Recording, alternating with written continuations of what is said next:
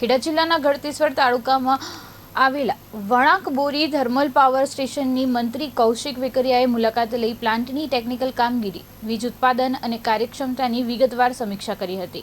પ્લાન્ટના વરિષ્ઠ અધિકારીઓએ વીજ ઉત્પાદનની સ્થિતિ, યુનિટોની કામગીરી, જનરેશન કોસ્ટ, ફ્યુલ કોસ્ટ અને કુલ ઉત્પાદન ખર્ચ અંગે મંત્રીશ્રીને માહિતી આપી હતી. મંત્રીશ્રીએ ખાસ કરીને યુનિટ નંબર 8 સુપર ક્રિટિકલ યુનિટની મુલાકાત લઈ અત્યાધુનિક ટેકનોલોજી અને વીજ ઉત્પાદન પ્રક્રિયાની માહિતી મેળવી હતી. આ ઉપરાંત કોલ પ્લાન્ટ, વેગન ટીપલર, કોલસાની ઉપલબ્ધતા, ગુણવત્તા, કોલ કોસ્ટ અને કોલ હેન્ડલિંગ અંગે પણ સમીક્ષા કરવામાં આવી હતી. રાજ્યની વીજ જરૂરિયાતને પહોંચી વળવા સતત અને વિશ્વસનીય વીજ ઉત્પાદન જળવાઈ રહે તેમજ ઓછા ખર્ચે મહત્તમ વીજ ઉત્પાદન થાય તે અંગે અધિકારીઓ સાથે ચર્ચા કરવામાં આવી હતી.